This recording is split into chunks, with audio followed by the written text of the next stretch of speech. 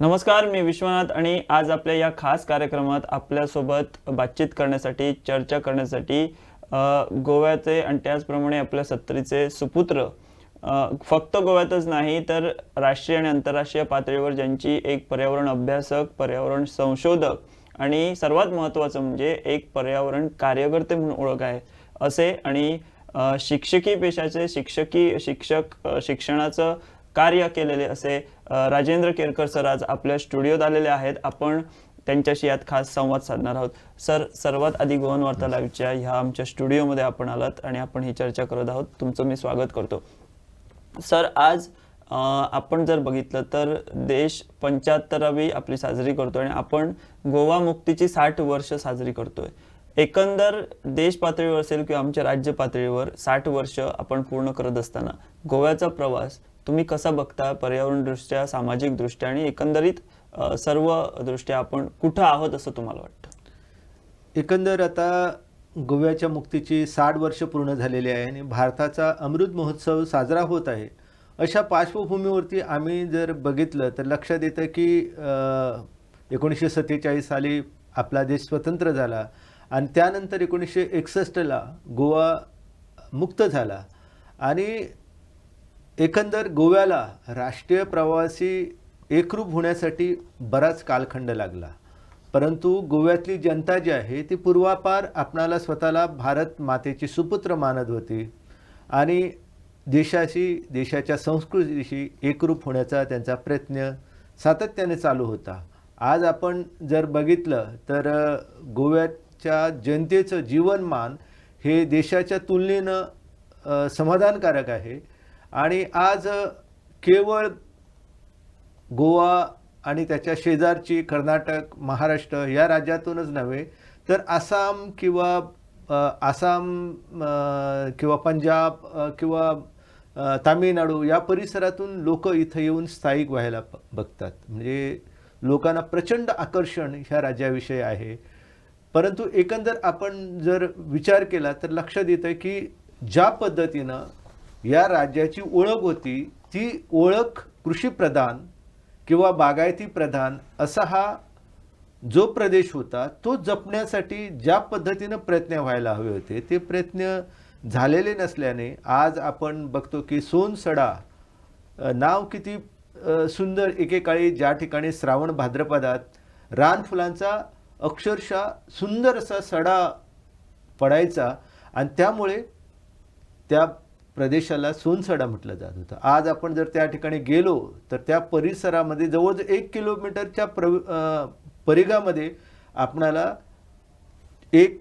5 मिनिटंसुद्धा थांबण्याची त्या ठिकाणी परिस्थिती नाही. इतकी बेकार परिस्थिती आम्ही करून टाकलेली आहे. म्हणजे एका बाजूला काय होतं की शहरं, महानगरं वाढत चाललेले आहे, विस्तारत चाललेले आहे आणि कचऱ्यासारखा प्रश्न, सांडपाण्यासारखा प्रश्न किंवा आपल्या ज्या दैनंदिन महत्त्वाच्या बाबी आहेत त्याच्याकडे ज्या पद्धतीने लक्ष द्यायला हवं तर ते लक्ष आपलं शासन, आपली यंत्रणा देत नाही आणि त्यामुळे एक छोटं राज्य जे गोवा मुक्तीनंतर सागरी पर्यटनासाठी आकर्षण बिंदू ठरलं ते राज्य या सगळ्या एकंदर अराजकतेमुळे नष्ट होणार की काय अशी भीती मनाला सतावू लागली.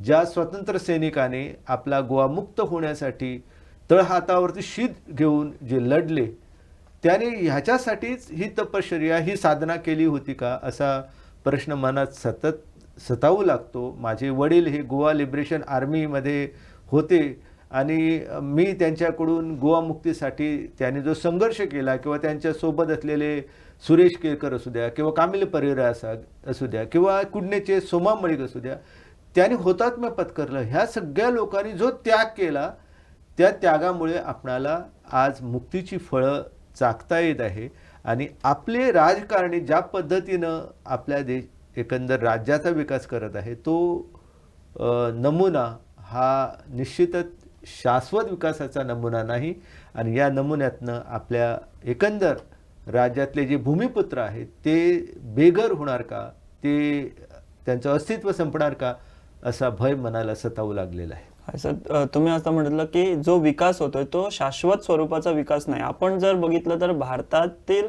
गोवा हे अतिशय क्षेत्रफळानं एकदम लहान राज्य आहे ह्या लहान राज्यात एका बाजूला सरकार विकासाच्या मोठमोठ्या वल्गना करतंय, विकासाचे दावे करतंय, एवढ्या छोट्याशा राज्यात विकासाचा हव्यास किंवा वेगवेगळे आता ज्या घडामोडी घडतात त्याकडे तुम्ही कसं बघता, त्यावर अधिक विस्तृतपणे तुम्ही काय सांगाल? विस्तृतपणे म्हणजे सांगण्यासारखं आपण जर बघितलं की कोणत्याही क्षेत्रात, मी आता सांडपाण्याचा विषय सांगितला की सांडपाण्याचा निचरा जो आहे तो व्यवस्थित होत नसल्या कारणाने बघा तुम्ही, जर पणजीत मोठ्या प्रमाणात पाऊस लागला तर काय परिस्थिती होते की अक्षरशः नदी जी आहे ती नदीत ह्या पूर्ण शहरामध्ये तिचा विस्तार झालेला पाहायला मिळतो. आपण जेव्हा म्हणजे पोर्तुगीजांनी आपली राजधानी जी आहे ती राजधानीचा प्रवास जर गोव्याचा बघितला की सुरुवातीला दक्षिण गोव्यामध्ये चांदूर, ज्याला चंद्रपूर म्हटलं जात होतं, तिथं राजधानी होती. तिथनं मग कदंब राजांनी ती राजधानी आणली जुवारी नदीच्या काठी, ज्याला आपण गोपकापट्टम किंवा गोवापुरी म्हणतो. आणि गोवापुरी जेव्हा उद्ध्वस्त केली अल्लाउद्दीन खिल्जीच्या वेळेला 14व्या शतकामध्ये, तर त्यांनी नंतर ती राजधानी जी आणली ती हेळा म्हणून ज्याची ओळख आहे किंवा ज्याला आपण एळा म्हणतो, तर त्या ठिकाणी आणली, जे आज ओल्ड गोवा म्हणून नावारूपाला आली, त्या ठिकाणी आणली राजधानी. आणि जेव्हा प्लेगची साथ आली आणि वेगवेगळे प्रश्न निर्माण झाले तेव्हा ओल्ड गोव्यावरनं ही राजधानी पणजीत आणली. आज 100 वर्ष झाली ही राजधानी म्हणून नावारूपाला आलेली आहे. आशिया खंडाचं एक आकर्षण बिंदू म्हणून आपण पणजीकडे बघतो. परंतु पणजी शहर जे आहे त्या शहराचा ज्या पद्धतीनं म्हणजे आपण महानगरपालिका स्थापन केली, परंतु महानगरपालिका स्थापन करून हे जे शहर आहे ते खरोखरच महानगर होण्याच्या लायकीचं आहे की त्याच्यामध्ये क्षमता आहे की याचा आपण अजिबात विचार केला नाही. आणि जे मॉडेल आपल्या पूर्वजांनी निर्माण केलं होतं, म्हणजे बघा तुम्ही की आल्तिनोसारखा एक डोंगरी भाग आणि त्याच्या तळाला बसलेलं फॉन्टेनिश किंवा बाकी सगळे जे म्हणजे वाडे जर बघितले, मळा परिसर असू द्या किंवा सगळं चित्र जे काय आहे किती सुंदर असा प्रदेश होता. म्हणजे वेगवेगळ्या जे परदेशी लेखक आले होते गोव्यामध्ये, त्यांनी जे चित्र रंगवलेलं आहे, म्हणजे इब्न बटुटा यांनी रंगवलेलं चित्र जर बघितलं की गोव्यामध्ये त्याला नारळाची झाडं जी आहेत ती दिसली आणि किती सुंदर असा प्रदेश हा होता. याची वर्णनं वाचल्यानंतर हाच तो प्रदेश कसा एक एकदा मनाला प्रश्न सतावू लागतो. आणि ही पणजी जी आहे ह्या पणजीचं कसं आहे की 11व्या शतकामध्ये तिचा उल्लेख जो आहे तो पांजण खल्ली असा मिळतो. पांजण म्हणजे आपण जर बघितलं की ज्या ठिकाणी मांडवी नदी जी आहे तर त्या ठिकाणी तिचा ह्या जी सांतिनेज जी नदी आहे ही सांतिनेज नदी ज्या ठिकाणी मिरामारला ती एकरूप होते, त्यानंतर वेगवेगळ्या ठिकाणी वेगवेगळे जे नाले आहेत ते तिच्याशी एकरूप होतात. तर एकंदर आज जर बघितलं तर सांतिनेजचं एक आपण मोठं गटार करून टाकलेलं आहे. सांतिनेज नाला हे नाला नाही, ती एक स्वतंत्र नदी आहे. तिचा उगम जो आहे तो ताळगावचं पठार आहे. त्या ताळगावच्या अख्ख्या पठारावरचं पाणी जे आहे ते व्यवस्थितपणे खाली झिरपत येत आणि नागाळी म्हणून जे आहे तर त्या नागाळीच्या ठिकाणी या नदीचा उगम होतो. आणि ही नदी मग पाणी घेऊन यायची आणि याच पाण्यावरती ताळगावचे सगळे जे आदिवासी गावडा समाजाची लोक आहेत, कष्टकरी समाज आहेत, ते भाजीने मळे फुलवायचे. भात किंवा खाजण शेती ही समृद्धी त्या ठिकाणी होती आणि त्यामुळे ताळगावची लोक जे आहेत ते मोठ्या आत्मीयतेने आनंदाने वेगवेगळे सण उत्सव साजरे करायचे. आज जर तुम्ही सांतिनेज नाला बघितला तर एक ते गटार म्हणून आपण त्याचं रूपांतर केलेलं आहे. आल्तिनोची परिस्थिती दुर्दशा झालेली आहेत. आपण ज्या ठिकाणी मुख्यमंत्र्यांचं निवास आहेत किंवा ज्याला आपण बिस्माची पलास म्हणतो, किती सुंदर परिसर होता, सगळा हिरवीगार झाडं होती. म्हणजे पणजीचं वैशिष्ट्य पूर्ण देशामध्ये काय जर असेल, आता दिल्लीला तुम्ही गेलात तर दिल्लीला त्या ठिकाणी त्यांनी वेगवेगळ्या ठिकाणी झाडं लावलेले आहेत. दिल्ली जगवण्याचा प्रयत्न चालू आहे. अत्यंत प्रदूषित महानगर दिल्ली आहे. त्या तुलनेनं आपलं पणजी जे आहे त्या पणजीचं म्हणजे एक वैशिष्ट्य असं आहे की प्रत्येक ठिकाणी तुम्हाला फायकस व्हरायटीची म्हणजे वड असू द्या, पिंपळ असू द्या किंवा रेन ट्री जसं पर्जन्य वृक्ष असू द्या, हे सगळे पणजीमध्ये पाहायला मिळतात. म्हणजे एक चांगला मॉडेल परदेशी लोकांनी आपल्याकडे निर्माण केला होता. आज आपलं सरकार म्हणतं की झाडं हा अडथळा आहे, हिरवी आच्छादन अडथळा आहे. आणि त्यामुळे विकासाचा जो मॉडेल आपण पुढे नेत आहोत, हा मॉडेल निश्चितपणे केवळ महानगराला, पणजीला तो स्मार्ट सिटी बनवणारा नसेल किंवा गोव्यालाही आदर्श राज्य बनवणारा नसेल. आता गोवा जर बघितलं तर सिंधुदुर्ग जे आहे ते 8,000 चौरस किलोमीटर क्षेत्रफळ त्याचं आहे आणि गोव्याचं क्षेत्रफळ 3,702 चौरस किलोमीटर क्षेत्रफळ आहे. आंध्र प्रदेशमध्ये मी जेव्हा गेलो ना, त्या प्रकाशम जिल्ह्यामध्ये श्रीशैलम चे मंदिर आहे आणि त्या श्रीशैलमच्या मंदिराच्या परिसरामध्ये मी धरण बघितलं आणि धरणामध्ये प्रचंड पाण्याचा साठा आहे. कृष्णा नदी जी आहे त्या कृष्णा नदीचा जलसाठा जो आहे तो संपूर्ण एका बाजूला तो दुष्काळी असा जो भाग आहे तेलंगणाचा आणि दुसऱ्या बाजूला आंध्र प्रदेश, ह्या सगळ्या प्रदेशाला पाणी पुरवण्याचं कार्य जे आहे एक श्रीशैलम व्याघ्र संवर्धन क्षेत्र करत आहे. आणि याचं क्षेत्रफळ जर बघितलं तर आपला अख्खा गोवा जो आहे 3,200च्या प्लस त्याचं क्षेत्रफळ आहे आणि गोव्याचं क्षेत्रफळ 3,702 चौरस किलोमीटर. एवढं मोठं क्षेत्र त्यांनी सुरक्षित ठेवलं, त्यामुळे ते पाणी मिळत आहे. आपल्याकडे उलट परिस्थिती झालेली आहे की 3,702 चौरस किलोमीटर क्षेत्रफळ, लोक किती राहतात त्याचा विचार करा. त्यांना प्राणवायू किती गरजेचं आहे, पिण्याचं पाणी किती गरजेचं आहे, याचा विचार न करता आपल्याकडे वृक्षतोड चालू आहेत, आपल्याकडे जंगलं उद्ध्वस्त केली जात आहेत. सरकार जरी वारंवार सांगत असलं ना की आमच्याकडे राष्ट्रीय तुलनेनं सर्वाधिक जंगल क्षेत्र आहे. अरे जंगल क्षेत्र म्हणजे काय? जंगल क्षेत्र म्हणजे जे नैसर्गिक आच्छादन, निसर्ग जो आहे तो स्वतः आपल्या पद्धतीनं कार्य करतो. निसर्गाने निर्माण केलेल्या कार्याशी आपण कधीच तुलना करू शकत नाही. पाऊस जो कोसळतो तो केवळ तुमच्या विदेशी वृक्ष आच्छादनामुळे कोसळत नाहीत. हा पाऊस कोसळण्यासाठी नैसर्गिक आच्छादन महत्त्वाचं आहे. नैसर्गिक आच्छादनं म्हणजे आता वडाचं झाड असेल तर वडाचं झाड, पिंपळाचं झाड ज्या पद्धतीनं पाणी जमिनीत मुरवतं, ज्या पद्धतीने सांडपाणी आहे ते शुद्ध करतं, तशी रचना जी आहे ती आपल्याकडे विदेशी वनस्पती करू शकत नाहीत.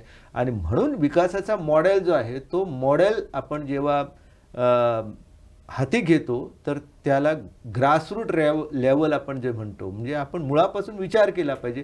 तो जर विचार नसेल तर मग पाऊस कोसळेल, पणजी बुडेल आणि मग लोकांच्या रस्त्यावरती ठेवलेल्या पार्क केलेल्या गाड्यासुद्धा, इंजिनंसुद्धा खराब होऊन जातील. जे बेंगलोरमध्ये परिस्थिती निर्माण झाली, IT सिटी असं आपण म्हणत होतो, मोठी नदी म्हणजे आपल्याकडे जशी मांडवी नदी आहे तशी जवळ नदी बेंगलोरच्या नाही. आणि बेंगलोर कसं बुडलं हा विचार भारतातल्या प्रत्येक नेत्याने केला पाहिजे आणि प्रशासकाने केला पाहिजे. आपल्याकडे ते होत नाही आणि त्यामुळे ही परिस्थिती जी आहे ती हाताबाहेर जाऊ लागलेली आहे. आणि ती परिस्थिती जर आपण नियंत्रित करणार तर त्याच्यासाठी नियोजन हे महत्त्वाचं आहे. सर आपण जर बघितलं तर आपला गोवा हा जरी लहान असला तरी इथं अगोदर तुम्ही जसं म्हणाल शेतीप्रधान हा प्रदेश होता, पण आता सर्वच गोष्टींवर गोवा आपण जर बघितलं तर इतर राज्यांवर अवलंबून असलेलं आपल्याला पाहायला मिळतो. आणि असं असताना दुसऱ्या बाजूला सरकारचा, मुख्यमंत्र्यांचा असा आग्रह आहे की गोवा हा आपण आत्मनिर्भर बनवू. खरोखरच गोवा आत्मनिर्भर बनू शकतो का? तुमचा काय अभ्यास आहे यावर?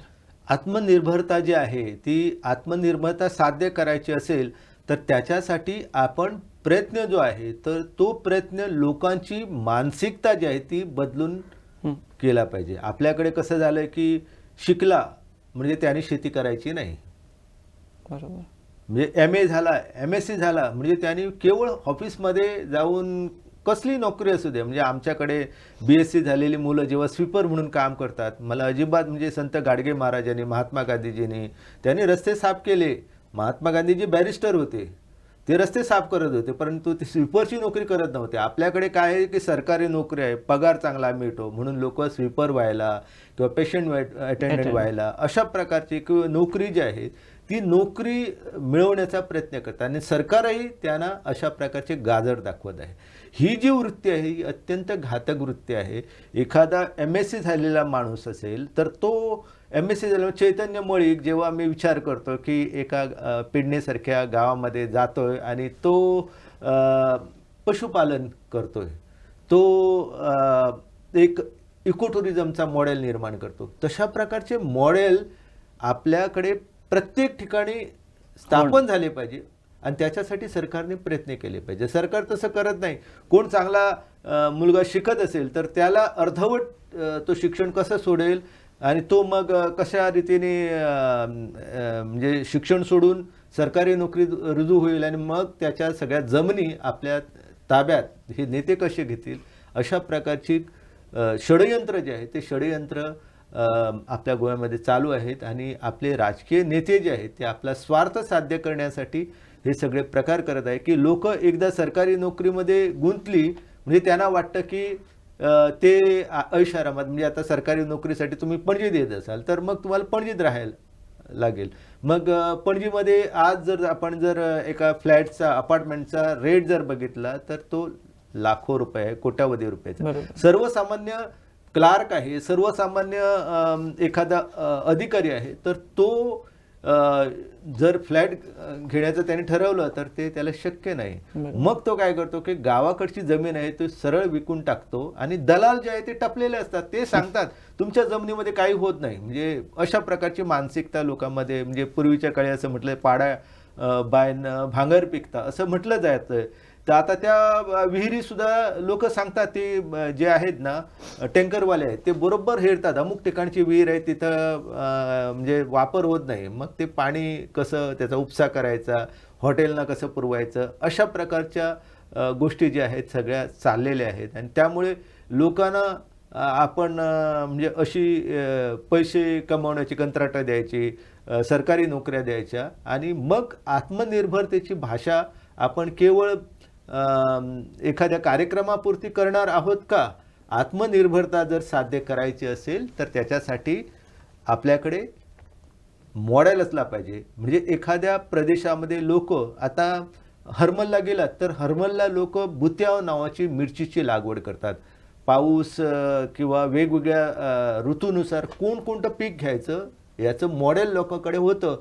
आता ते जर मॉडेल म्हणजे आता जेव्हा मी कळंगूटला जातो आणि कळंगूटला जाऊन तिथं बाबरोदेव जो आहे त्या बाबरोदेवाला बघतो तर बाबरोदेव आज केवळ त्या ठिकाणी एक मंदिर राहिलेलं आहे, त्या ठिकाणी केवळ उत्सव लोक करतात. पण बाबरा नावाच्या भाताची प्रजाती त्या ठिकाणी लोक कष्टाने ती निर्माण करायची आणि त्या ठिकाणी सगळं हिरवंगार आणि मळे वगैरे असायचे आणि मग भात शेती जी आहे ती पूर्ण कळंगूटला त्याचं भरणपोषण करायचे. आज जाऊन बघा बाबरावदेव बघा किंवा बोडगेश्वराचं जे प्रस्थ आहे तर त्या ठिकाणी सगळा प्लास्टिक कचरा आपणाला पाहायला मिळतो.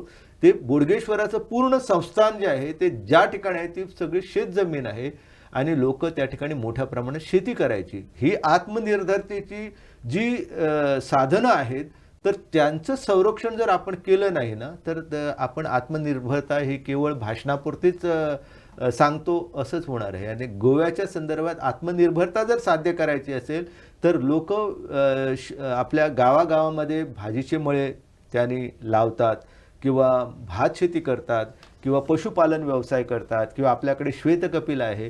त्या सगळ्या श्वेतकपिला म्हणजे मी लहानपणात विचार करत होतो की माझी आजी मला नेहमी सांगायची 33 कोटी देव ह्या गायीच्या पोटात.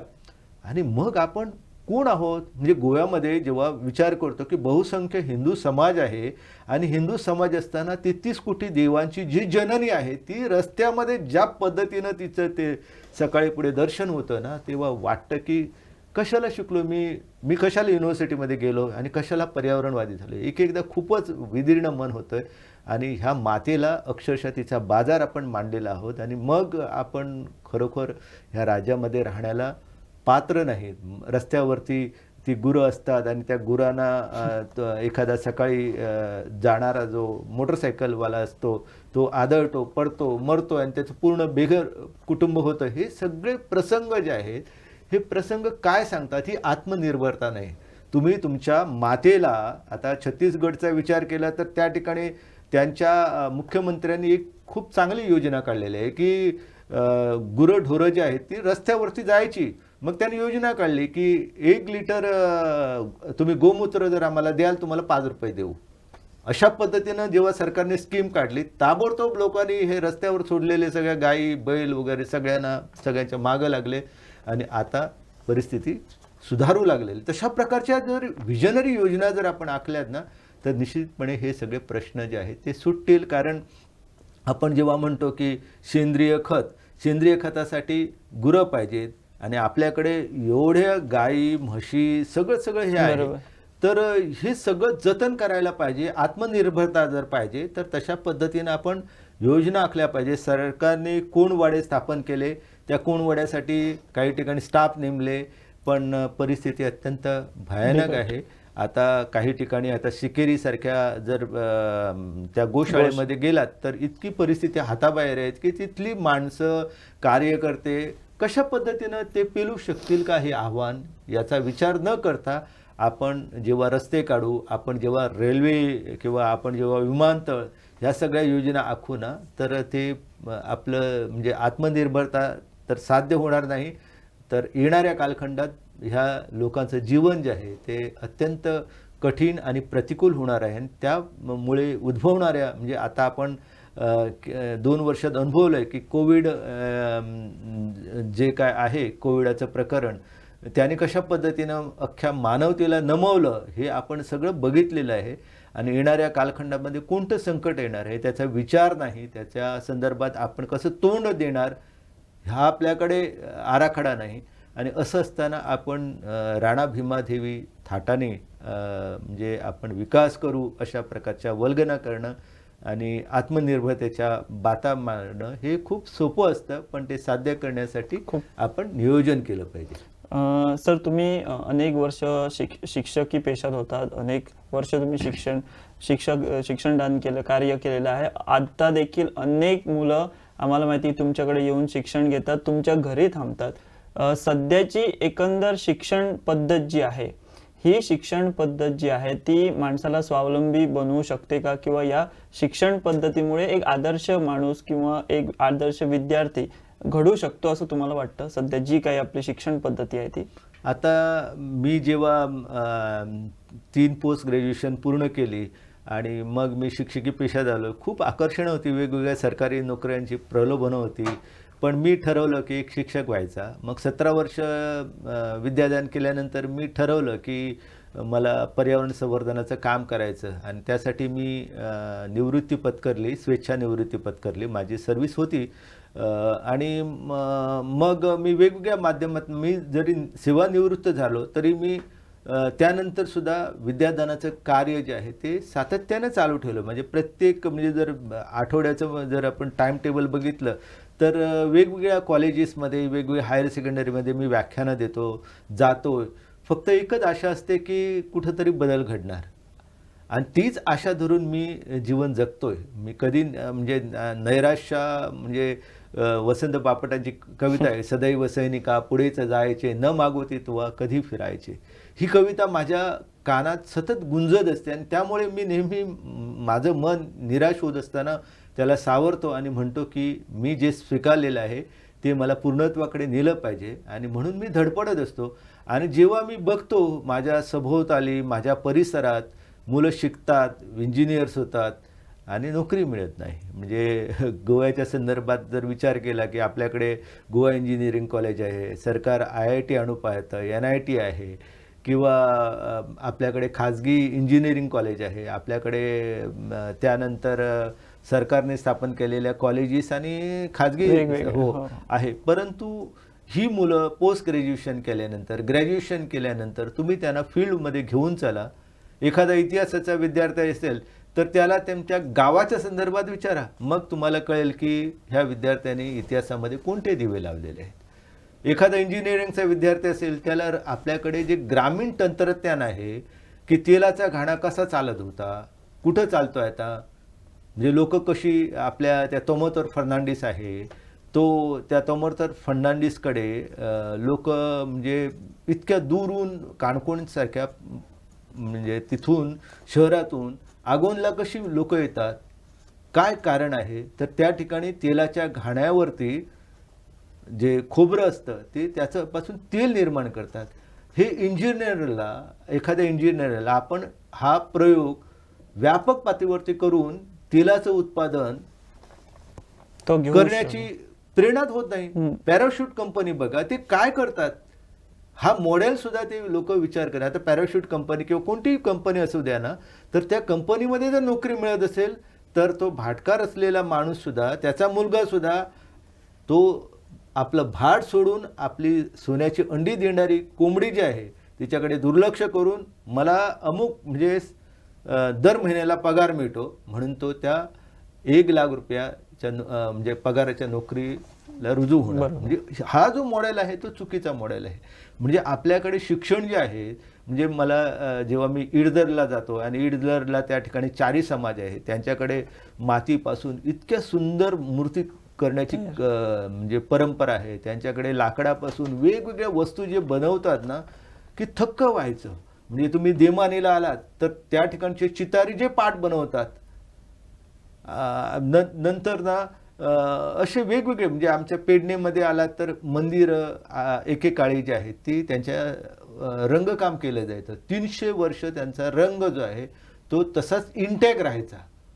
म्हणजे ही लोक जे आहेत ते रंग निर्माण कसं करतात, ते रंगकाम कसं करतात, रंग निर्माण करण्यासाठी कोणकोणते नैसर्गिक घटक ते वापरायचे ह्याचा विचार न करता आपण आता काय केलं की आकर्षक दिसतंय म्हणून सगळे रासायनिक रंग मारायचे आणि मग आपल्याकडे कॅन्सर वाढतोय, ट्युबरक्लोसिस वाटतंय, आपल्याकडे रोग वाटतात आणि मग त्याच्यासाठी सगळं हॉस्पिटल. हे सगळा जो मॉडेल आहे ना तो पूर्णपणे चुकीचा मॉडेल आहे. आता सूर्यकांत गावकर सारखा भुपालमध्ये जवळजवळ आता 10 वर्ष झाली तो नैसर्गिक रंग निर्माण करतो. एखाद्या केमिस्ट्रीच्या प्राध्यापकानं, एखाद्या इंजिनिअरिंगच्या म्हणजे इंजिनिअरिंग वगैरे करणारी मंडळी आहे किंवा ते HOD वगैरे आहेत, ह्या लोकांनी तिथं जाऊन त्याची नॉलेज टॅप करून त्याला त्याचं क्रेडिट देऊन आपण हा मॉडेल जो आहे तो पूर्ण गोव्यासाठी का वापरू शकत नाही. आता जांभवलीचा गुलाल उत्सव होतो, तो गुलाल जो आहे तो नैसर्गिक पुढच्या वर्षी नैसर्गिक होणार.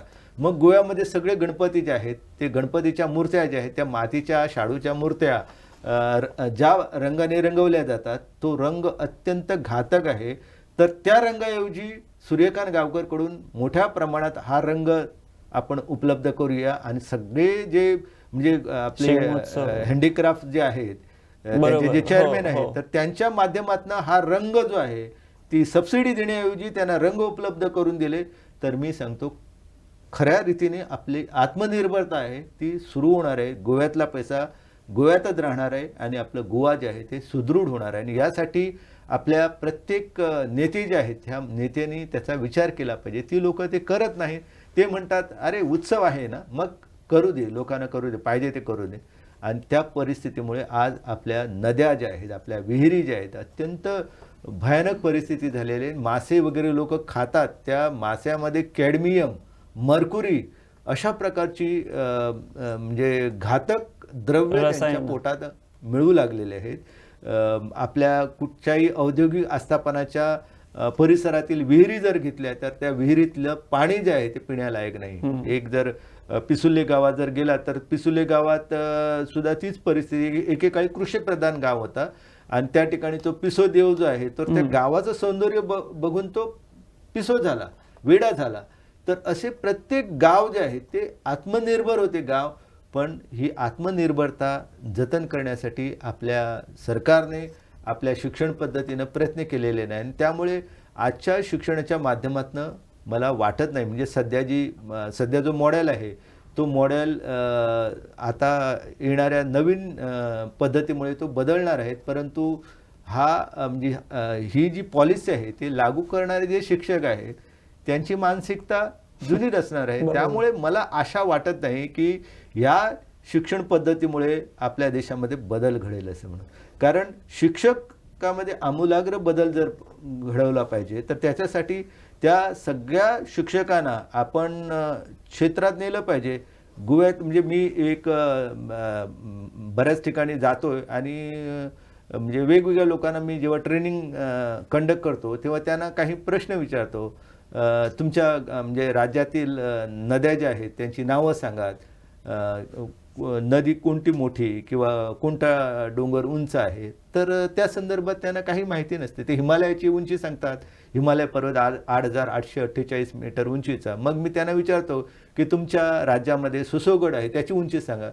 इतकी बिकट परिस्थिती झालेली आहे की त्यांना आपण प्रादेशिकता म्हणतो, आपण अस्मिता म्हणतो, आपण केवळ भाषिक अस्मिता जी आहे ती अस्मिता मांडत असतो. ती अस्मिता जी आहे ती नैसर्गिक साधन संपत्तीच्या संदर्भात आपल्याकडे पूर्णपणे अज्ञान आहे आणि ते जोपर्यंत आपल्याकडे येत नाही, म्हणजे जोपर्यंत कुंकळीचा इतिहास जो आहे तो अभ्यासक्रमात येत नाही, तोपर्यंत लोकांना कळणार नाही की बाबा भारताचा स्वातंत्र्य लढा सुरू होण्यापूर्वी 1857चा लढा सुरू होण्यापूर्वीच 1575 कुंकळीसारख्या एका छोट्या गावातल्या लोकांनी कसा संघर्ष केला.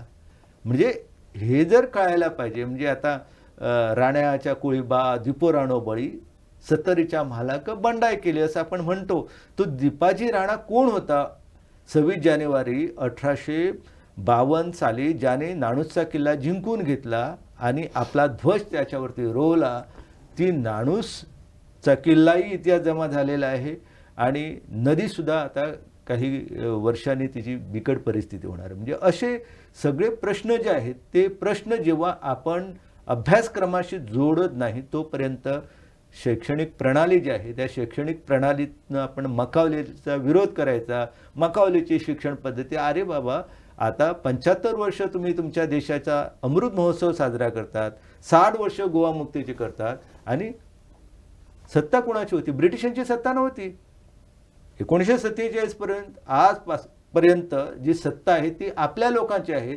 मग त्यांच्या मानसिकतेमध्ये कसा बदल घडत नाही आणि म्हणून नवीन शिक्षण पद्धती आणली अंमलात म्हणून बदल घडणार नाही. कारण ही अंमलात आणणारी मंडळी जी आहे, शिक्षक मंडळी जी आहे किंवा जी मॅनेजमेंट आहेत यांच्या मानसिकतेमध्ये बदल घडवणं गरजेचं आहे. सरांशी ही जी चर्चा आहे ती अशीच सुरू राहणार आहे.